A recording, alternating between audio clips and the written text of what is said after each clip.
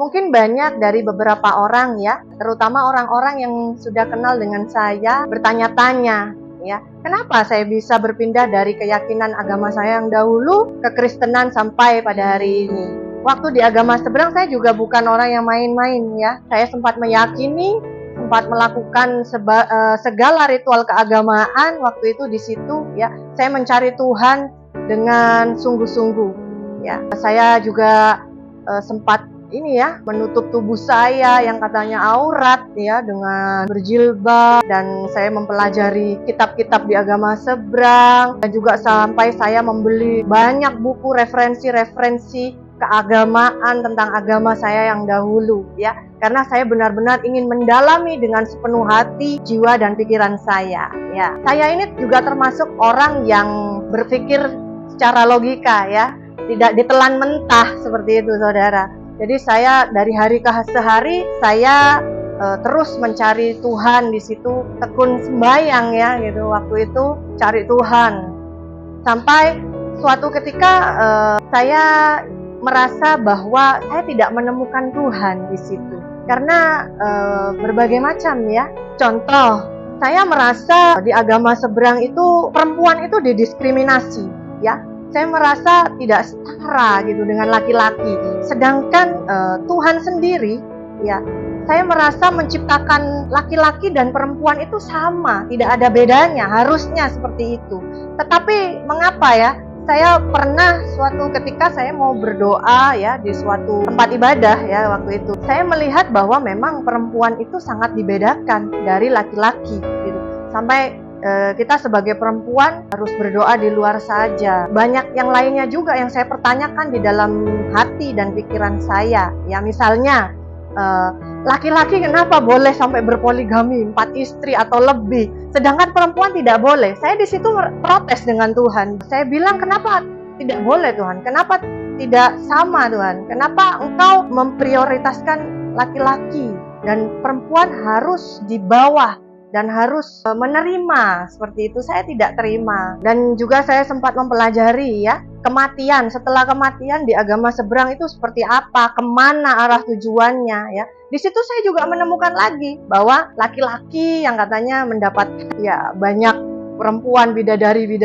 Terus bagaimana dengan perempuan? Saya merasa didiskriminasi sekali. Hak saya sebagai perempuan di situ sama sekali kayaknya nggak ada. Dan saya juga mempelajari ya, setelah kematian yang katanya kita harus melewati jembatan yang diumpamakan seperti sehelai rambut yang dibelah 7. Kalau kamu bisa melewati itu, kamu selamat ya.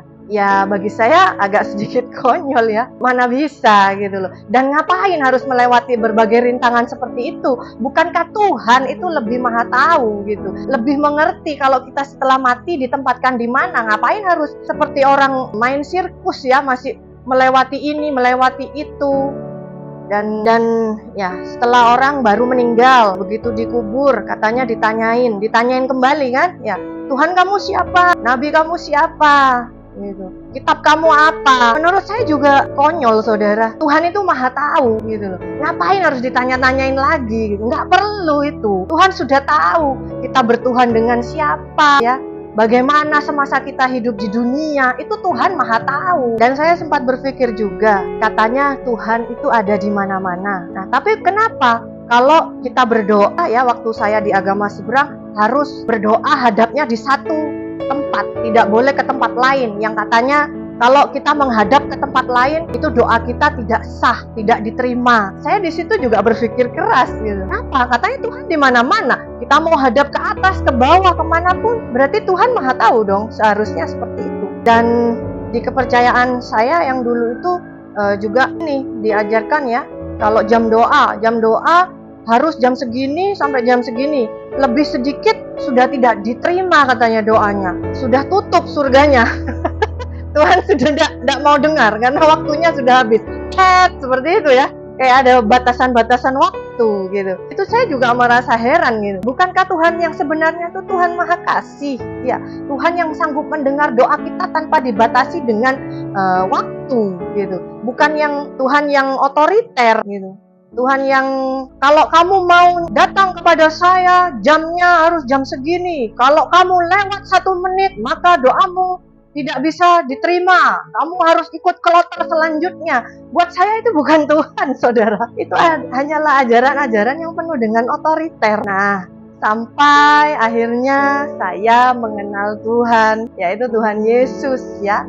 Saya di situ dijumpai Tuhan dan saya mulai belajar. Saya mulai ingin mengenal Tuhan Yesus, siapa Tuhan Yesus yang sesungguhnya. Saya akhirnya mempelajari kekristenan, saya membaca Alkitab, dan ternyata saudara, setelah saya makin kesini makin dekat dengan Tuhan ya, saya menemukan Tuhan yang sesungguhnya, yaitu Tuhan Yesus. Kenapa saya menyebut dia Tuhan? Sebab dia benar-benar Tuhan yang hidup, Tuhan yang memang penuh dengan kasih, dan Tuhan itu ya kasih itu sendiri. Tuhan itu bisa berbicara, bisa berkomunikasi dengan saya. Bukan hanya saya yang berdoa kepada Tuhan, tetapi Tuhan itu bisa ngobrol dengan saya. Saya curhat, Tuhan bisa juga curhat dengan saya. Dia itu Allah yang memang penuh kasih ya, tanpa harus dibatasi dengan aturan-aturan. Kalau saya mau menghadap dia,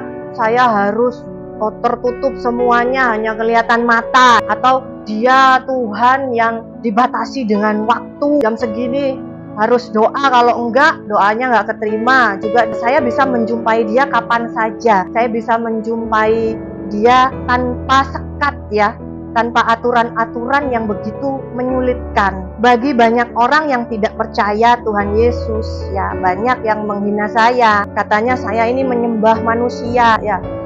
Yesus itu manusia, bukan Tuhan. Nah, Anda semua salah. Kalau bagi Anda semua ya, Tuhan itu maha kuasa ya. Kenapa tidak bisa Tuhan menjadi manusia? Bisa saja dong, sebab dia maha kuasa. Dan saking cintanya kepada kita semua, ciptaannya ini manusia yang penuh dengan dosa, dia rela loh, sempat datang dia ke dunia hanya untuk memperkenalkan dirinya kepada kita semua, hanya untuk menebus dosa-dosa kita bagi semua orang yang mau percaya kepada dia. Bukankah dia adalah Tuhan yang dahsyat, maha dahsyat dan maha kuasa? Jadi kita sebagai manusia ya, jangan pernah membatasi kemahakuasaan Tuhan dengan otak kita, dengan pikiran kita yang begitu dangkal dan kecil. Jadi kalau bisa saya simpulkan dari pernyataan saya tadi, cerita saya tadi ya, kekristenan ini bukan sekedar ritual keagamaan, tetapi kekristenan ini merupakan suatu hubungan ya antara kita dengan Bapa kita sendiri, yaitu Bapa yang ada di surga, yaitu siapa? Tuhan Yesus sendiri ya. Dan saya ini buktinya, saya merasakan kasih Tuhan Yesus, kasih Bapa saya begitu luar biasa ya. Kita bisa ngobrol ya, saya bisa mendengarkan suara Tuhan ya. Saya dengan santai dan enjoy bisa menyembah dia setiap saat, setiap waktu. Jadi bagi Anda semuanya ya, yang mungkin hari-hari ini masih bingung mencari Tuhan yang sesungguhnya, saya mendorong untuk Anda semuanya untuk datang kepada Tuhan Yesus, sebab dia adalah Tuhan yang sesungguhnya, Tuhan yang hidup, Tuhan yang penuh kasih, Tuhan yang mau menyambut saudara semuanya, Tuhan yang menyayangi Anda semuanya. Bukan Tuhan yang pilih kasih ya, bukan Tuhan yang membedakan antara miskin dan kaya, antara laki-laki dan perempuan ya. Semua kita manusia, anak-anak Tuhan, dan Tuhan sedang menunggu Anda semuanya ya, yang belum percaya, belum mau datang kepada Tuhan Yesus. Tuhan sedang menunggu.